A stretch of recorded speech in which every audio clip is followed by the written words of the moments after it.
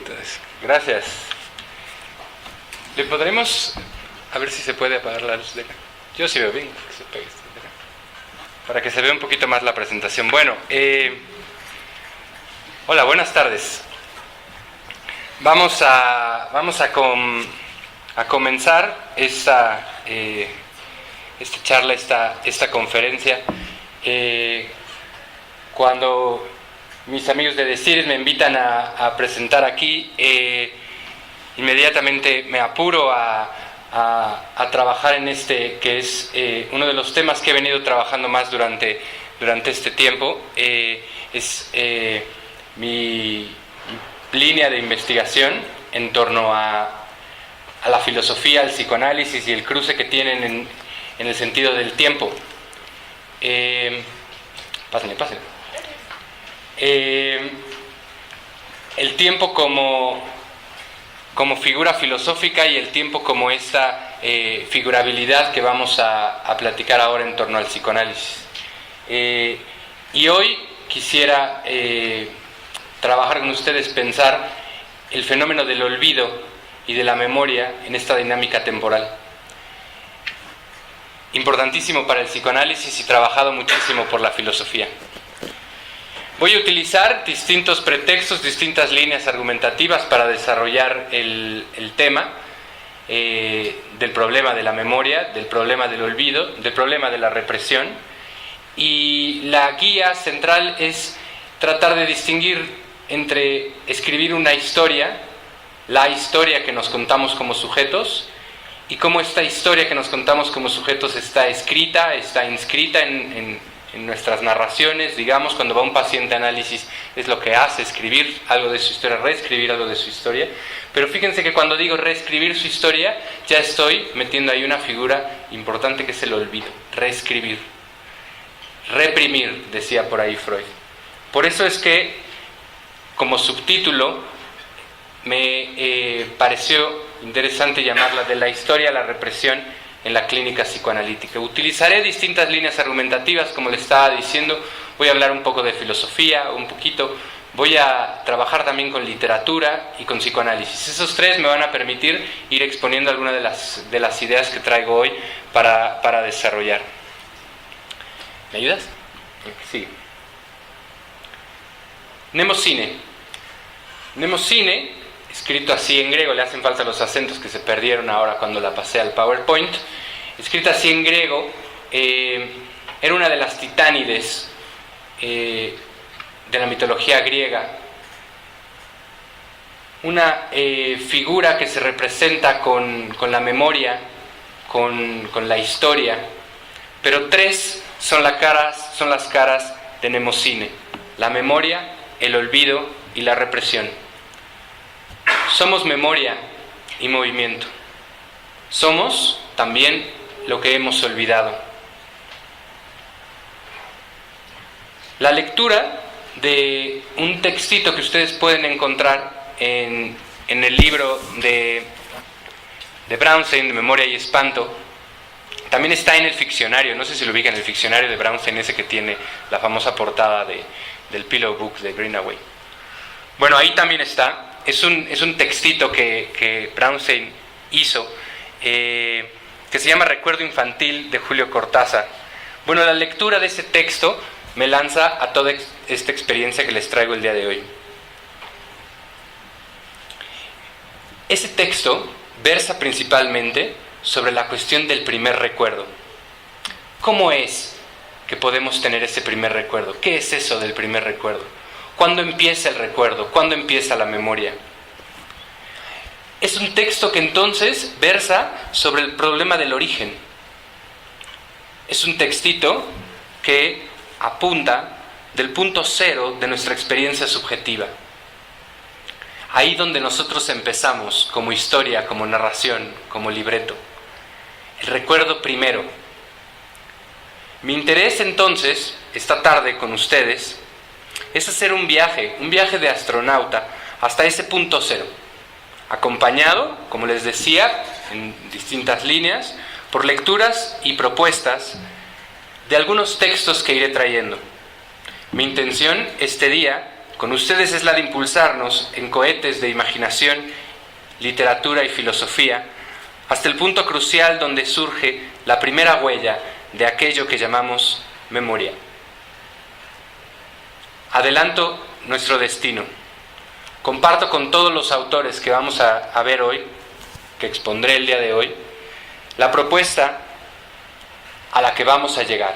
Adelanto entonces nuestro destino. La memoria comienza con el espanto, y el olvido no es la represión.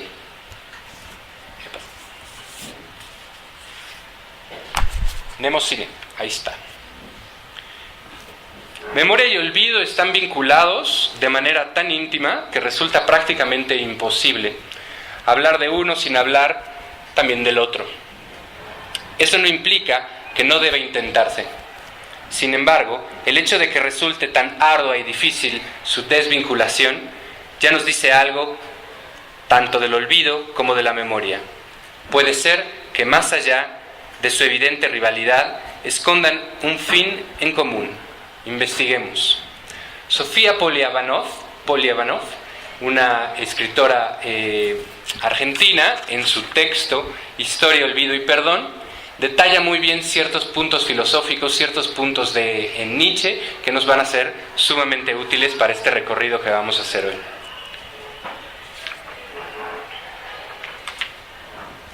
Listo. Memoria e historia. Ya al inicio del texto de Genealogía de la Moral, Nietzsche nos propone cierto acercamiento hacia la idea de la memoria. La memoria como condición de posibilidad del desarrollo de la historia. Pensémoslo así, la memoria es necesaria para el desarrollo de la historia. Pero no nada más eso, hará falta algo más, que en un momento más trabajaremos, que es el tema de la escritura. Pero hasta este punto entonces la memoria es sustancial, es la condición de la posibilidad del desarrollo de la historia. Es además una condición, dice Nietzsche, plenamente humana.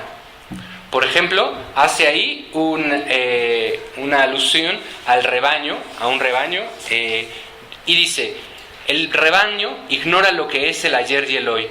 Come, descansa, digiere, vuelve a brincar, y así desde la mañana a la noche, de un día a otro, en una palabra, atado a la estaca del momento presente y por esta razón sin atisbo alguno de melancolía o hastío. Hasta ese momento nos podría parecer que en la vida animal hay cierta libertad.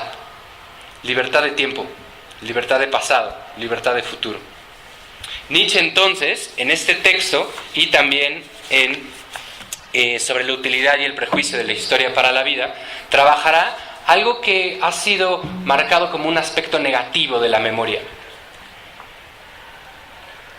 Dice: los recuerdos que al impregnarla atormentan al hombre, momentos que ya no son sino que han sido, pero que como fantasmas continuarán perturbando al hombre, incapacitándolo a su vez para vivir un presente tranquilo. La memoria es entonces un obstáculo que no permite el pleno desarrollo de la vida presente. Ata al hombre de manera involuntaria a su pasado. La memoria hace al hombre depender siempre del pasado, dice Nietzsche. Sin memoria no existiría melancolía en el hombre. No habría un anhelo por volver al pasado. Cada instante se revelaría como único, un momento de riqueza inigualable, esperando ser aprendido en su plenitud por el hombre. Pero la insistencia de la memoria por volver la vista atrás impide que el hombre viva un presente pleno. Quiere hacerse del instante, pero éste se escurre como agua entre sus manos y antes de estar siendo, se convierte ya en un haber sido. Un pasado al cual el hombre ya no tiene acceso más que a través de la memoria. Hay algunos autores, por ejemplo, que plantean la depresión como una enfermedad de la memoria. Qué bonito. Pero esta solo se lo revela ya como pasado, se lo muestra a la distancia, haciendo patente que ya no podrá acceder a ese instante, ya no podrá vivirlo nunca más. Por ejemplo, el niño que está ahí, ignorante de todo tiempo, jugando, no sabe qué es pasado o futuro, no está pendiente de nada que pueda suceder más que exclusivamente del ahora. Y dice Nietzsche, sin embargo, ese juego un día tendrá que ser perturbado, pues demasiado pronto será invocado por el pasado. En ese momento aquel niño aprenderá la palabra fue. Este es el aspecto negativo, si lo podemos decir de alguna forma que no suene a juicio, que trae en la filosofía de Nietzsche inicial el tema de la memoria. Pronto cambiará, pronto hay algo, hay un movimiento ahí. El pasado lo llama, dice, y al escuchar este llamado, el hombre se convierte en su esclavo, atado siempre a las cadenas de la memoria. El pasado lo invoca, cual canto de sirena, irresistible y encantador en un principio, para luego convertirse en su amo tiránico. Es completamente imposible vivir, en general, sin olvidar, va a decir un poco más adelante Nietzsche, introduciendo aquí otro fenómeno importante para el tema de la memoria, el olvido.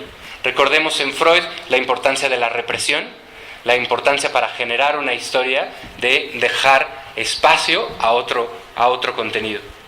El planteo entonces, siguiendo con Nietzsche, sería cuál es el punto, el equilibrio en que la memoria permite la dinamicidad y la vida sin ser una constante mirada hacia atrás, pero sin tampoco estancarlo en el presente. De alguna forma, el animal que vive en el presente vive en una inmediatez, en un constante suceder, y no hay entonces esta distancia que nosotros llamamos memoria con el pasado. Para hacer esta distancia con el pasado es necesario el olvido. Esta es precisamente la tesis propuesta en la reflexión que hace el autor en esta obra. Dice, lo sostendríamos así, que lo ahistórico y lo histórico son en igual medida necesarios para el bien de un individuo, de un pueblo o de una cultura. Empieza entonces, ya esto es en el texto sobre la utilidad y el prejuicio de la historia, Nietzsche a hacer un hincapié en la dinámica del olvido. Aquí quisiera que ustedes recordaran el cuento famoso de Borges de Funes el Memorioso. ¿Se acuerdan? Ese famoso personaje que por un azar del destino, por un accidente, puede recordarlo todo. Todo. Incluso le puedes preguntar cómo estaban las nubes, el 13 de julio del 2009 y te las describirá exactamente como las vio, porque no olvida nada. La tragedia en el cuento de Borges es que Funes vive en un eterno presente. No hay historia, no hay para atrás, no hay para adelante. Pásamela que sí. Ahí está, memoria y escritura. Lo que veníamos diciendo.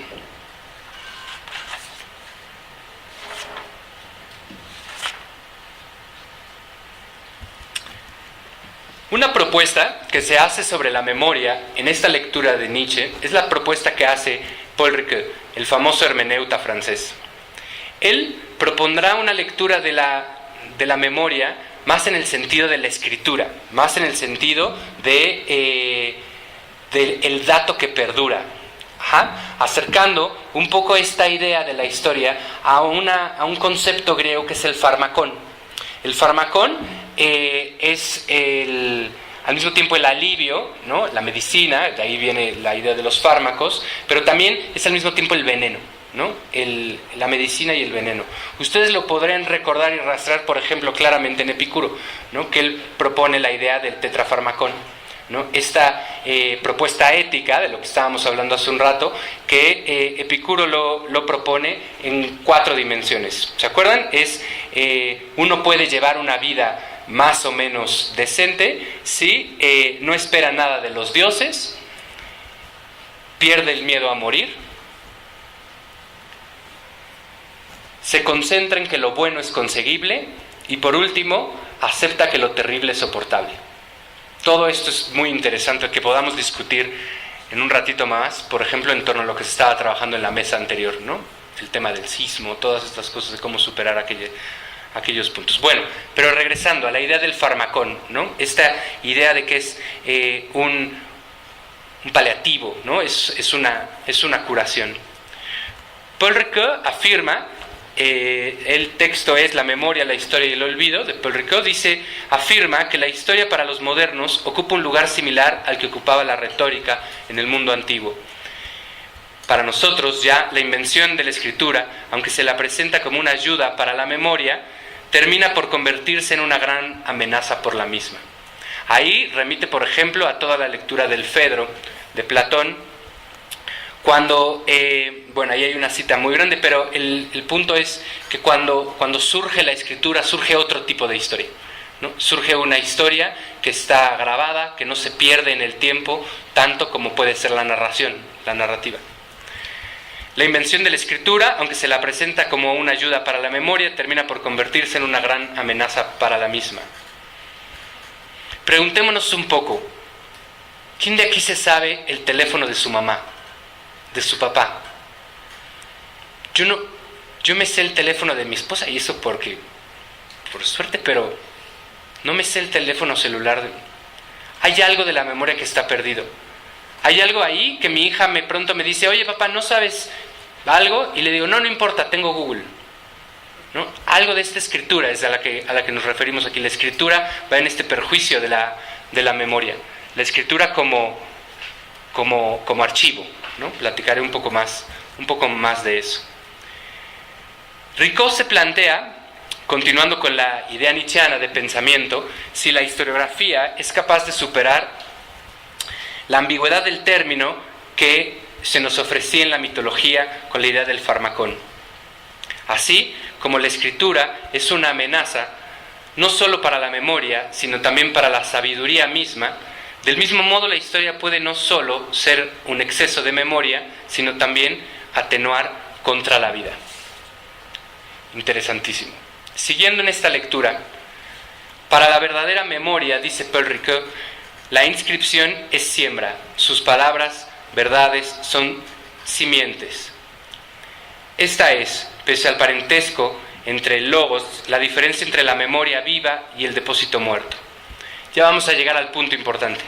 Ambas memorias, tanto la escrita como la narrativa, ambas memorias representan intentos por luchar contra el olvido, siempre al acecho. Entonces la memoria nos aparece como este fenómeno, como esta naturaleza, este movimiento de defensa contra el olvido. Primer momento, ¿no?, de la memoria. No me parece, en mi naturaleza moderna, nada más espantoso que sufrir Alzheimer y perderlo todo, y perder mi historia y perder quién fui yo. No me parece nada más espantoso que un día llegue mi madre, mi esposa, mi hija, ¿no?, y yo no sepa reconocerla, y para mí sea un desconocido. Ricoeur consideraba estas dos memorias hermanas, una legítima y otra abusiva, en base a la utilidad de la una para con la vida y el perjuicio que la otra presenta para el dinamismo de la vida.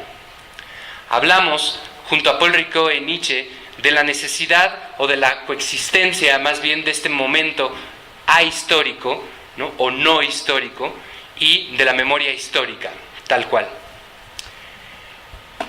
Hay una línea en filosofía que cruza mucho con el psicoanálisis también, que se está trabajando mucho, sobre todo sobre el trabajo de Slavoj Žižek y de Alain Badiou, que es conceptualizar el tema de acontecimiento. El acontecimiento es una experiencia subjetiva sin tiempo, ¿no? Es una experiencia subjetiva sin previo, y que el después siempre es una ruptura del acontecimiento, siempre es un cambio, siempre es un viraje, pero es un viraje que no está planeado. Traigo esta figura del acontecimiento, por ejemplo, yo tengo un artículo donde hablo sobre el acontecimiento como una insurgencia siempre, es decir, algo que tiene que romper el canon y tiene que romper, como sea crisis, tiene que romper la línea. Es decir, es un acontecimiento que es algo que se produce sin un previo momento, sin una planeación, sin un pasado, digamos, ¿no?, y produce algo inédito. Esta idea del acontecimiento, me parece, es por donde van estos autores al plantear lo ahistórico, ¿no?, como lo que no tendría temporalidad, como lo que no tendría pasado. En cambio, lo histórico tiene, me parece, que ver con todo esto de la sabiduría, la recopilación de información, lo que está ahí. Parece que estoy muy lejos del psicoanálisis, pero espero pronto regresar al psicoanálisis. Y verán que importante aparece ahí, por ejemplo, el fenómeno de la interpretación, ¿no? El fenómeno que hace muchos años un analista me dijo, imagínense cuántos años me dijo un analista, es que a mí me gusta mucho apuntar las cosas importantes de mi sesión en mi Palm, hace mucho tiempo, en mi Palm, para después buscarlas e interpretar.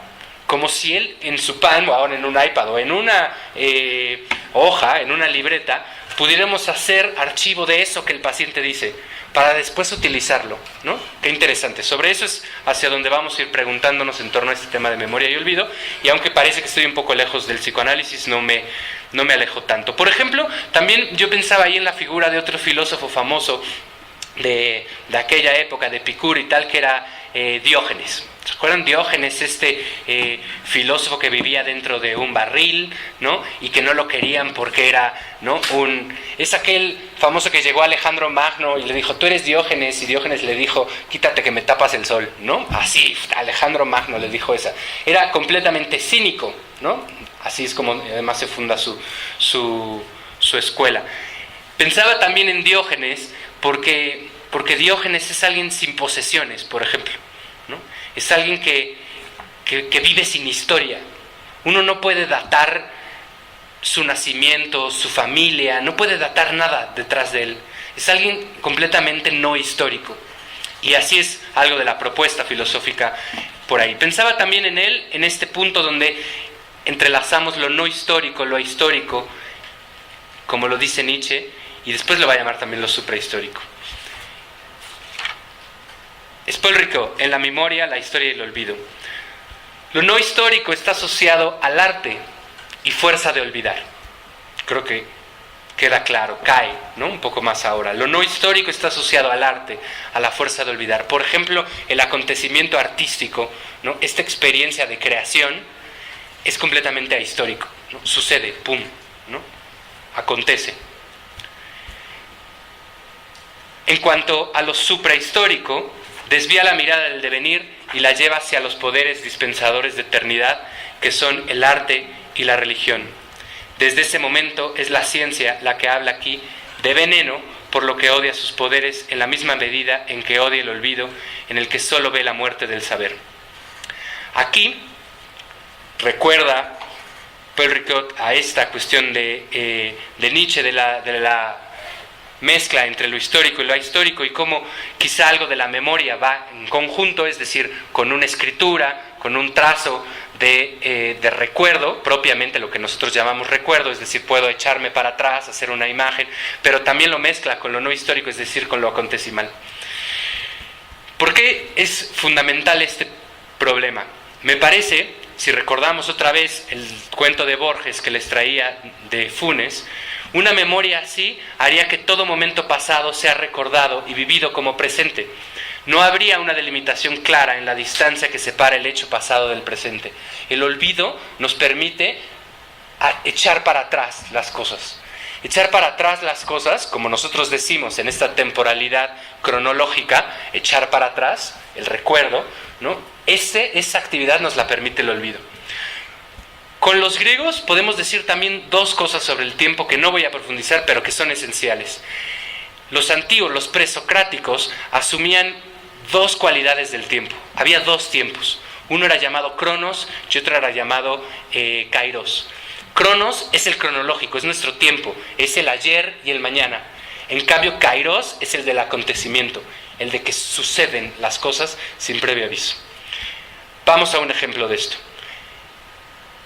Uno se va de viaje, se saca fotos, y algo maravilloso de esas fotos es que no cuentan lo que sucedía antes. No cuenta que tenías mucha hambre, las fotos no cuentan que estabas de malas porque hacía mucho calor, ¿no? Eso se va borrando en el olvido. Y la foto, lo único que cuenta es, lo que narra la foto, es un recuerdo de algo que le sienta al yo, algo que le cae bien al yo. Todo lo demás se va olvidado. Una madre que tiene a su hijo, que pare, a su hijo que nace por el, digamos, el canal vaginal, toda esa experiencia de dolor se olvida. Pregúntele a cualquier madre y se olvida. Si no, nada más tendrían un hijo. Pero no, tienen más hijos, porque se olvida, ¿no? Es decir, el olvido permite una construcción en el futuro. Por eso, Paul Ricoeur, junto con Nietzsche, propone dos ideas del olvido. Uno, que es destructor de huellas, que esto para Freud y en nuestra lectura psicoanalítica es importantísima. Uno, que es destructor de huellas, es decir, es un olvido que borra toda traza. No hay nada, es irreversible. Yo me pregunto ahí, ¿es represión? ¿Borra todas huellas? Dice Paul Ricoeur. Y hay otro, según él, que es el olvido de reserva. En este, la huella permanece latente, dejando abierta la posibilidad al recuerdo. Es un olvido reversible que abre la posibilidad de las ideas inolvidables. Finalmente, para terminar este recorrido en la filosofía, solo hay olvido donde hubo huella, donde un hecho logró calar profundo. Esta idea de la huella es especial, es importante, porque cuando uno va a la playa y ve las huellas, uno puede decir, por aquí pasó una persona, ¿no? Pero no necesariamente se vio a la persona, pero esas huellas remiten a que esa persona pasó, ¿ok? De ahí entonces, hubo huella, donde un hecho logró calar profundo y dejar una impresión, una marca en el sujeto. Así, cuando el olvido por destrucción de huellas es una amenaza para la historia y la memoria, su hermano, el olvido de reserva, constituye una herramienta tanto para la historia como para la memoria. El olvido es, por un lado, el emblema de la vulnerabilidad de toda condición histórica, pero también es a su vez su remedio. Esas son palabras de Paul Ricoeur. El olvido y la memoria van juntos, pero juntos en una dinámica muy especial, en una dinámica sustancial para generar historia, para generar con lo que trabajamos en nuestra clínica. ¿Cómo podemos pensar el origen de la memoria? ¿Acaso podríamos pensar, como les decía al principio, en el pensamiento, en el recuerdo más lejano? Si pensamos en ese primer recuerdo de nuestras vidas, o eso creemos que es, hagan ustedes la labor de pensar el recuerdo más antiguo que tengan, nos encontraremos ya ahí forzosamente con un yo que recuerda. A menos que sea estos recuerdos, formaciones posteriores, mencionadas por Freud, que son, digamos, imaginarizaciones que se ponen, que se incluyen en el pasado, pero que en realidad son del futuro. Con un ejemplo se entera muy bien qué es esto. Muchas veces tenemos recuerdos de algo que nos pasó, pero que en realidad fue algo que nos contaron. Incluso puedes ir al álbum de fotos y lo recuerdas como en el álbum de fotos, y parece que tú estuviste ahí, pero a lo mejor no estuviste ahí, sino aparece como un recuerdo. A esto me refiero. Como sea, cualquiera de esas dos formas, siempre que pensamos en el origen, encontramos ya un yo que recuerda, un yo que ha elaborado, una entidad subjetiva que codifica ya su existencia en un lenguaje determinado. Si nos lo preguntan, si se los pregunto ahora mismo, ustedes pueden evocar el momento. ¿Me pasas la cosa? Y de ahí, de ese momento primerísimo, sostener que comienza toda una serie de eventos que los conforman como sujetos. Ustedes podrían decir, ahí empezó mi historia. La pregunta es, ¿el psicoanálisis se dirige ahí, a ese origen? Sin embargo, no es el mismo psicoanálisis, no es el mismo Freud quien nos advierte sobre el carácter encubridor de estos recuerdos. Por ejemplo, cuando nos relata sus propios recuerdos, el recuerdo de las flores amarillas, de diente de león y el pan, el recuerdo de la madre en el cajón, recuerdos clásicos de Freud en este trabajo hacia atrás. Para el psicoanálisis es banal, para el psicoanálisis recordar es banal si no lo pensamos dentro de su especificidad, en donde intervienen procesos de desplazamiento, de desconocimiento, de rechazo, en donde hay represión y olvido. Recordar sin represión y sin olvido no puede pensarse en psicoanálisis. Freud sostiene que sin excepción los recuerdos de infancia son fabricados como formaciones de compromiso que expresan el deseo, a la vez que lo disimulan por el trabajo de la fantasía. Ahí los remito a Un texto de Freud, que celebramos este año sus 100 años de elaboración, es de 1917, el texto de Un recuerdo de infancia. Pues sí, ¿verdad?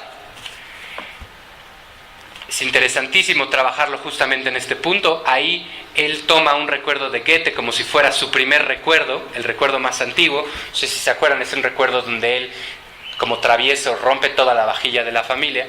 Y ahí Freud elabora muchos recuerdos y elabora de muchos pacientes los recuerdos primeros, y cómo en estos recuerdos siempre aparece algo de la culpa. Y aparece también después algo del castigo, aparece algo del remordimiento, como si el origen de la memoria tuviera que ver con ese remordimiento, con esa culpa. Vayan, 1917 en Freud, para esto es importantísimo. Ahí está Goethe.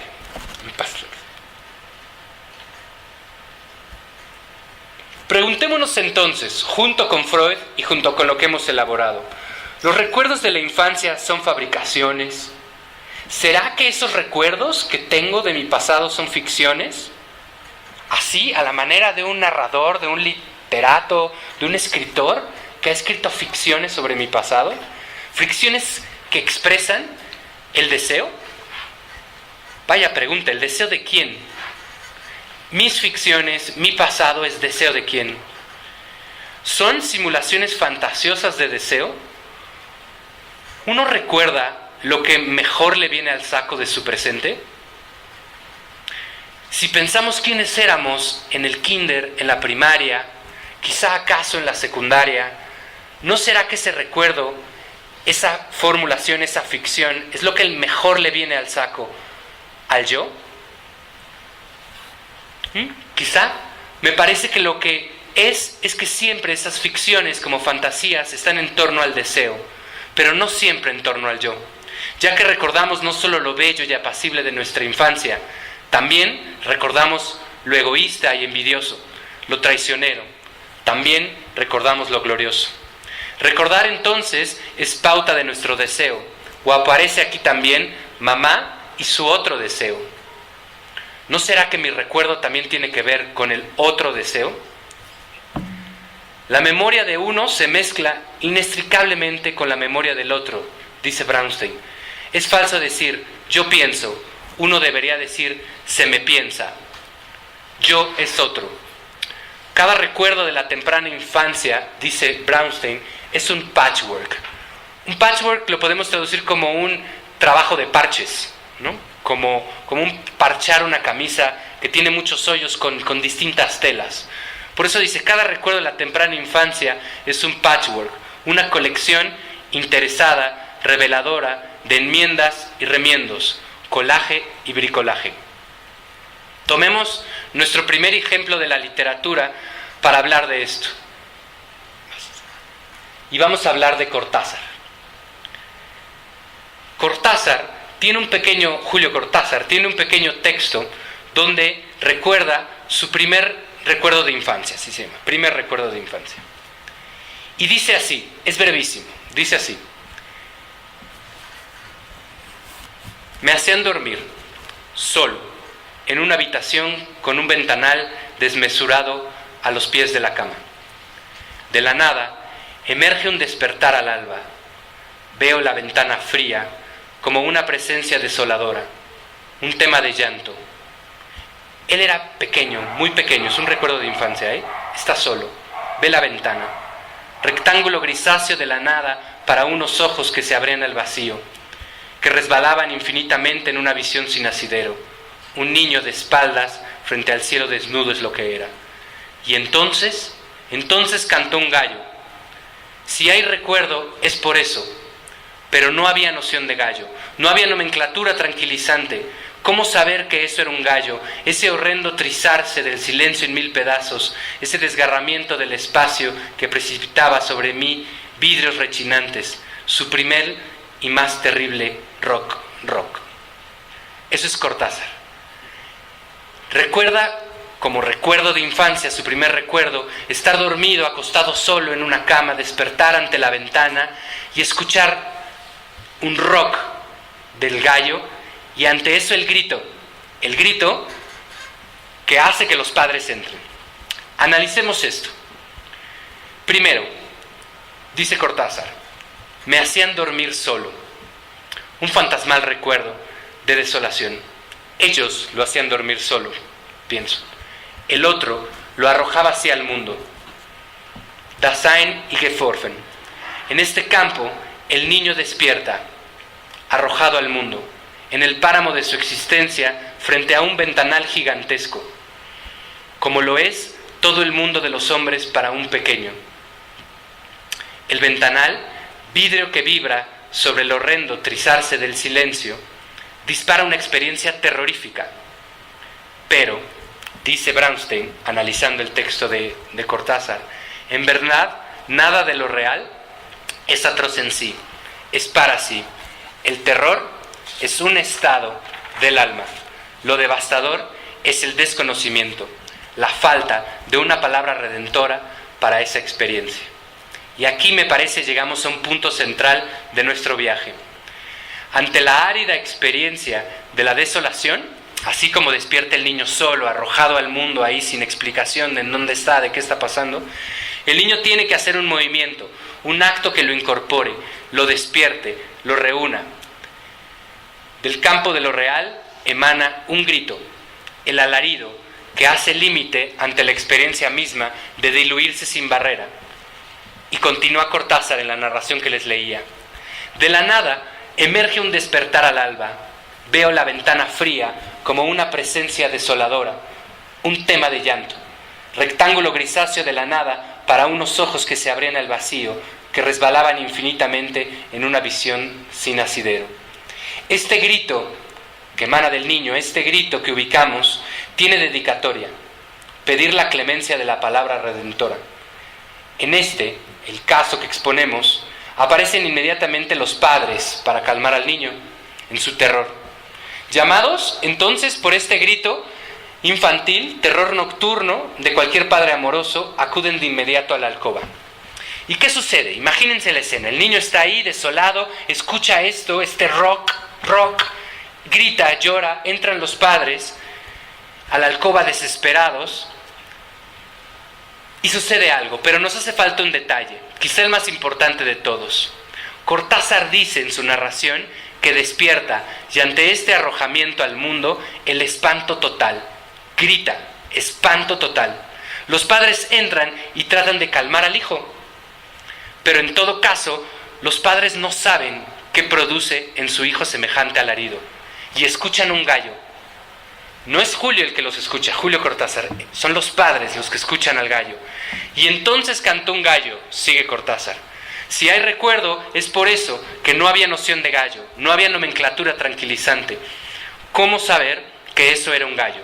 Dice Cortázar. Entonces, el pequeño nada sabía sobre el cantar del gallo.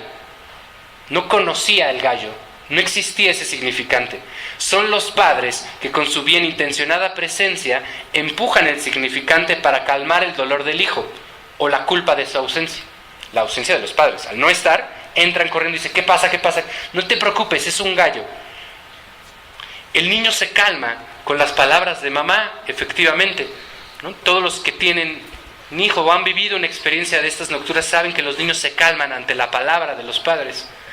Es solo un gallo, duérmase mi niño. Quizás hasta juegan a imitarlo. Mira, croc, croc, kikiriki.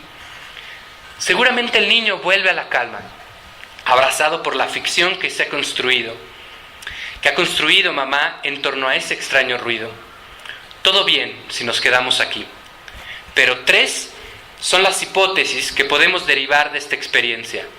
Si vamos más allá, en los 3 momentos que podemos definir: espanto, grito, ficción. 3 hipótesis. Ante el horror, el espanto. El niño grita, el alarido. Este grito ya lo coloca fuera de la experiencia, que no es más ominoso un grito silencioso. El viento recorriendo las vías aéreas es ya liberación simbólica. Si avanzamos, sin duda, el grito pide la presencia del otro, que con su ficción algo de calma produce.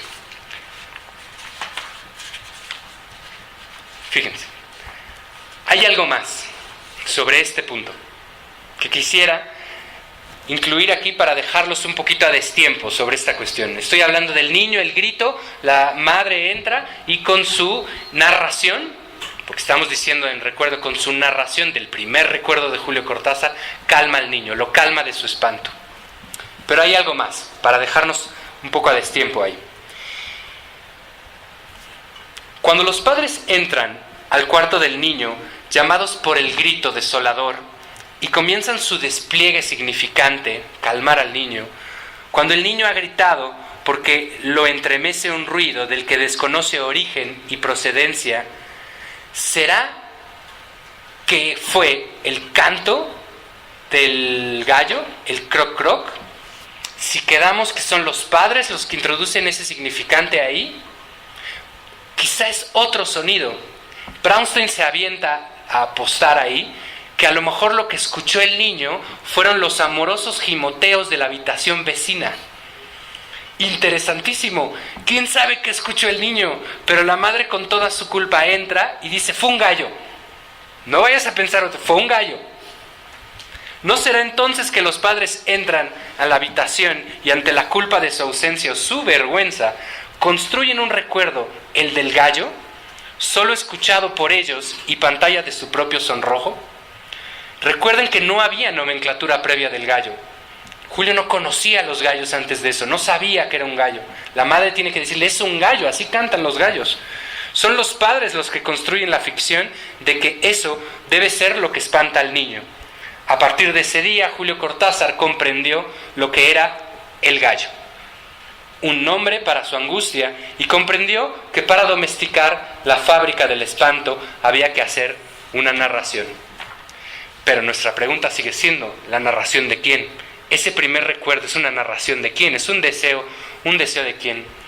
La primera hipótesis que les decía sería entonces, hay algo de la presencia del otro que calma ante el páramo de lo real, ante la experiencia del espanto. La segunda, ese otro, solo en la medida que eleva al niño bajo el efecto del significante, puede lograr la calma. Es gallo el que enmienda algo de lo deshilachado. Gallo, significante gallo. Primero, entonces, presencia, y segundo, función significante. De estas dos encontraremos suficiente literatura en el campo psicoanalítico que corroboran estas hipótesis. Pero la tercera hipótesis sería así. Aunado a la presencia del otro, el significante y su recorrido metonímico introducido en forma de una ficción, de una narración, tenemos una circunstancia más. Una producción que a veces obviamos en nuestro análisis, la ficción. El significante y su movimiento funcionan de barrera y olvido de la experiencia. Cuando la madre introduce esta ficción del gallo, se olvida el espanto. Y ese olvido es importantísimo, porque si no, no habría memoria, no habría construcción de recuerdo. Al construir un recuerdo, sustancia simbólica, dejamos atrás algo con lo que sería atroz vivir, la experiencia pura. Eso sucedería con Funes, la experiencia pura, la animalidad total, el presente constante. El olvido, desvanecimiento de las marcas candentes de lo inexpresable, lo define Brownstein, es sustancial en la formación de cualquier recuerdo. Somos memoria y movimiento, somos lo que hemos olvidado, y tres, como les decía, son las caras del recuerdo, de Nemosí: memoria, olvido y represión. La importancia de este hecho radica en que la memoria está desgarrada por lo imposible de recordar, y que eso que no empalma, que no embona en el relato de la vida, es el trauma. Aquello que creímos olvidar, pero que retorna de lo reprimido, aquello que cuando advertimos que realmente sucedió diferente de lo que hubiéramos querido, lo sentimos como ajeno. Aquí quizás está el síntoma. La apuesta, entonces, es la siguiente.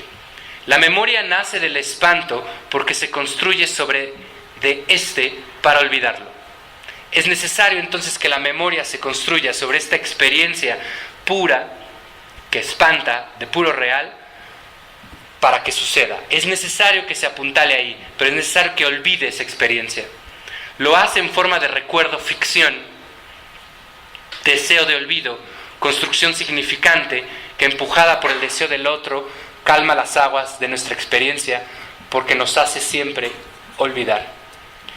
Para terminar mi ponencia de hoy, quisiera remitirlos a que es uno de mis libros favoritos de la vida, que se llama Elogio del Riesgo, de Andu Furmantel.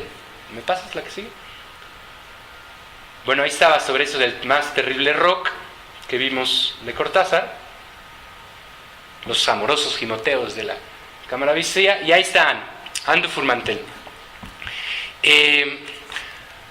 Anne es una filósofa francesa que elogia el riesgo. Su libro se llama así, Elogio del Riesgo. Es un libro que subvierte toda mi clínica, es un libro que mueve mi filosofía, que me llama todo el tiempo a hablar sobre esto del acontecimiento y a esto de la memoria.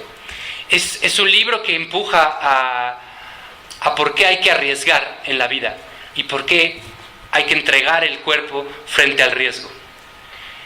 Es lamentable ese humor negro de Dios, pero a los 50 y tantos años, este verano, en julio, estaba en la playa con su familia y un niño empezó a ahogarse. Ella se metió a rescatarlo, arriesga el cuerpo y cuando rescata al niño sufre un paro cardíaco y muere. Esto que voy a hacer ahora, yo la conocí, era amiga mía, es un poco un elogio a ella, porque Anne piensa en este riesgo que acordarse siempre es olvidar, porque existe en este borrar la marca de una falta estéril, de una inconsecuencia grave. Anne piensa que vivimos en una época donde la memoria quiere escapar todo el tiempo del olvido, y para arriesgar hay que olvidar, hay que dejar algo. Anne piensa, y sigue con Nietzsche, que se graba a fuego lo que se quiere que permanezca en la memoria, solo lo que no deja de doler se queda en la memoria. Hay que comprender, el olvido es un golpe al esfuerzo de memoria, esta memoria que la humanidad se debe supuestamente a sí misma. Con el pasado como una herida abierta que esta humanidad, la nuestra, quisiera archivar en un movimiento sin fin, recabando testimonios de genocidios, de atentados, de violencias inauditas, rescatando del silencio el destino de los sacrificados. Si continuamos y si nos movemos en la modernidad de archivar, de escribir, de recibir todos los días del Facebook un recuerdo de hace un año, de hace 5 años, ¿no? Algo de este olvido perecerá y algo de generar nuevos recuerdos, nuevas historias morirá también. El olvido se nos va de las manos como la arena o el humo, impide la clausura, la certeza, tiene extrañas proximidades con el éxtasis. El olvido procura al sujeto por todo lo que lo sostiene, sus objetos, rituales, certezas y hallazgos. El olvido señala hacia el lugar sin fondo del que venimos. Nos recuerda que a escala de 4 generaciones de una vida queda en el mejor de los casos una anécdota, un escrito, una foto de mala calidad y muchas veces nada. Olvidar abre un espacio de disponibilidad a lo inaudito, a algo cuya espera no fue salvaguardada, pero que no obstante nos será entregado. Anne platica en este texto el caso de un paciente que recibió, también era psicoanalista, que recibió que había sufrido un accidente donde había muerto su esposa. Cuando sale de este accidente, él no recuerda nada, no recuerda a su esposa, no recuerda absolutamente nada. Lo único con lo que se encuentra es con fotos y con las narraciones que les hacen sus amigos y familiares de que él amaba mucho a su esposa, que él quería mucho a su esposa. Y le llega a su consulta y dice que fue derivado a su consulta y se pregunta, ¿para pedirle qué? ¿Qué querrá ese hombre que no recuerda nada? ¿Qué querrá de un psicoanalista? Le pregunta, pero ¿de qué quería ser liberado de forma tan brutal? Porque él dice, me mandaron aquí para ser liberado, ¿no? Y entonces ella le pregunta, ¿de qué quería ser liberado de forma tan brutal? ¿Liberado? Contesta él, pero de nada. De cualquier manera, ya no lo sabría, ¿verdad? ¿Liberado de qué? Si no tengo recuerdos. En este juego siempre perdería, lo dice así, puesto que olvidé quién era. No tengo más que fragmentos de sueños que contarle, que me dan ganas de vomitar. Fue un accidente, quiero decir realmente un accidente. El otro coche se pasó un alto, salió ileso, nosotros no, es así. Solo el azar puede ser incriminado. ¿Y ahora? Pregunta ella. Contesta, ¿me está preguntando lo que espero de usted? ¿No es así? ¿Que me devuelva las ganas de inventarme una identidad? No cualquiera, sino casi cualquiera, con tal de que sienta algo. Si no siente nada, ¿no es solo por el olvido? El olvido solo administra los recuerdos, no la capacidad sensorial, y menos el registro de los sentimientos, le dice ella. De ahí mi primera pregunta, en cuya respuesta está involucrado más el solo azar. Contesta el paciente, entonces no puede nada por mí, ni más ni menos que el azar. Evidentemente usted es administradora de recuerdos, se dedica a volver a ponerlos en circulación, me dicen, al mayoreo, ¿no? Y también al menudeo. Ella sonríe. Ya sabe que aquí no encontrará una identidad ad hoc.